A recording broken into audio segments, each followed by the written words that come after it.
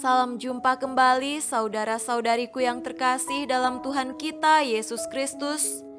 Salam sejahtera untuk kita semua. Berkat Allah yang Maha Kuasa senantiasa menyertai kita.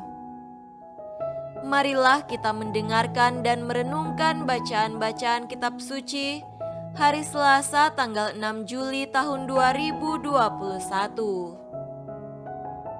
Bacaan pertama dari kitab Kejadian pasal 32 ayat 22 sampai 32. Pada malam itu, Yakub bangun dan ia membawa kedua istrinya, kedua budaknya perempuan, dan ke-11 anaknya, dan menyeberang di tempat penyeberangan sungai Yabok. Sesudah ia menyeberangkan mereka, ia menyeberangkan juga segala miliknya. Lalu tinggallah Yakub seorang diri. Dan seorang laki-laki bergulat dengan dia sampai fajar menyingsing. Ketika orang itu melihat bahwa ia tidak dapat mengalahkannya, ia memukul sendi pangkal paha Yakub sehingga sendi pangkal paha itu terpelecok ketika ia bergulat dengan orang itu.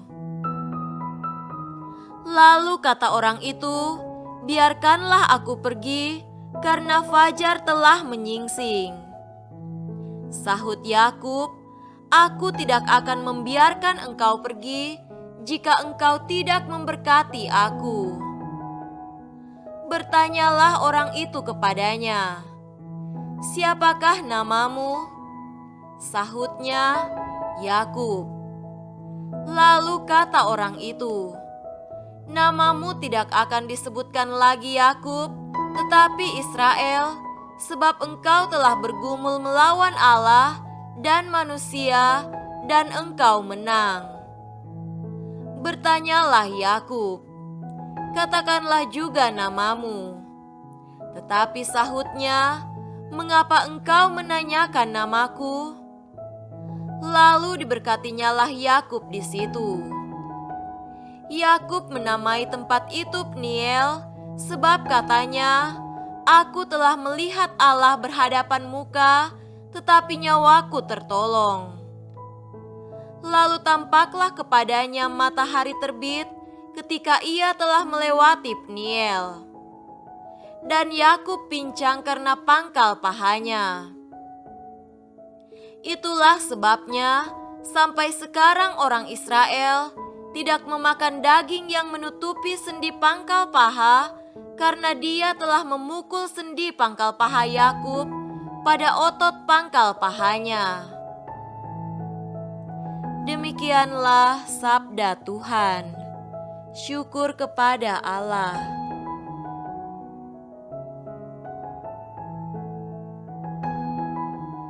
Tuhan beserta kita sekarang dan selama-lamanya.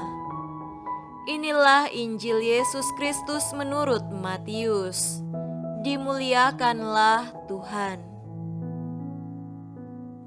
Injil Matius pasal 9 ayat 32 sampai 38. Sedang kedua orang buta itu keluar, dibawalah kepada Yesus seorang bisu yang kerasukan setan. Dan setelah setan itu diusir, dapatlah orang bisu itu berkata-kata. Maka heranlah orang banyak katanya, "Yang demikian belum pernah dilihat orang di Israel." Tetapi orang Farisi berkata, "Dengan kuasa penghulu setan, ia mengusir setan." Demikianlah Yesus berkeliling ke semua kota dan desa. Ia mengajar dalam rumah-rumah ibadat dan memberitakan Injil Kerajaan Sorga, serta melenyapkan segala penyakit dan kelemahan. Melihat orang banyak itu, tergeraklah hati Yesus oleh belas kasihan kepada mereka, karena mereka lelah dan terlantar seperti domba yang tidak bergembala.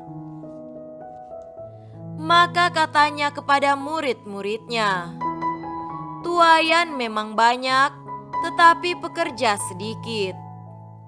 Karena itu, mintalah kepada Tuan yang empunya tuaian, supaya ia mengirimkan pekerja-pekerja untuk tuaian itu."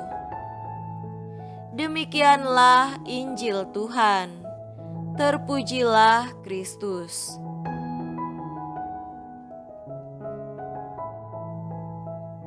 Saudara-saudariku yang terkasih dalam Tuhan kita Yesus Kristus, tema renungan kita pada hari ini adalah sediakan waktu untuk Tuhan dan rasakan damai di hati. Dewasa ini, betapa sulit kita menemukan waktu dan tempat yang hening. Apalagi kalau kita mempunyai handphone atau komputer di kamar kita. Jika internet lancar, kita dapat mendengarkan aneka hiburan seperti menonton YouTube. Dimanapun kita dapat ditemani oleh telepon atau video call atau alat-alat komunikasi lainnya. Akibat lain yang sangat nyata adalah bahwa kita kurang mempunyai waktu hening, waktu untuk berdialog dan berjumpa dengan Tuhan dari hati ke hati. Saudara-saudariku terkasih, menarik sekali bacaan pertama pada hari ini. Setelah selesai menyeberangkan istrinya, budaknya, ke-11 anaknya, dan seluruh miliknya di tempat penyeberangan sungai Yabok, Yakub tinggal seorang diri. Saat itulah, dari malam hingga fajar, Yakub bergulat dengan seorang laki-laki yang menjadi utusan Allah. Yakub bergumul melawan Allah dan manusia, dan ia menang.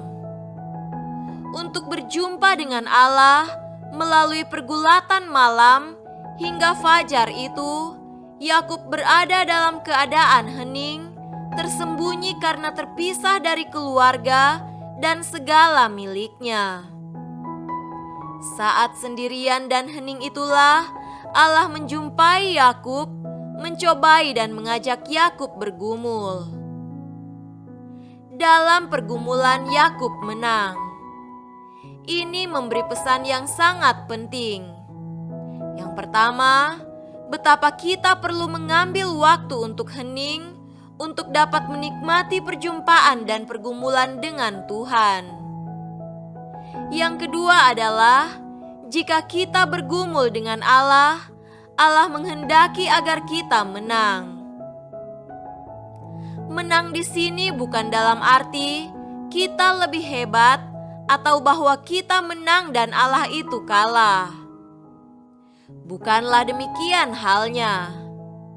Allah menghendaki agar dalam setiap pergumulan hidup bersama Allah, kita selalu mengalahkan diri kita, mengalahkan pencobaan dan berbagai tantangan yang kita hadapi, sehingga kemudian memperoleh berkat seperti berkat yang dimohon oleh Yakub kepada utusan Allah itu. Saudara-saudariku terkasih, marilah kita renungkan hidup kita setiap hari. Apakah sejak bangun tidur hingga malam hari, kita tidak pernah berhenti mendengarkan musik atau menonton berbagai hal, termasuk film di YouTube, atau bersibuk diri dengan aneka media sosial? Jangan kaget jika kita kurang memberi waktu untuk hening, waktu untuk Tuhan. Akibatnya, hidup kita terasa hampa, kering, dan kadang-kadang terasa tanpa arti. Beda sekali kalau hidup kita berakar pada perjumpaan dengan Tuhan, berkat doa yang mendalam, hati kita lebih damai dan bahagia. Semoga demikian. Amin.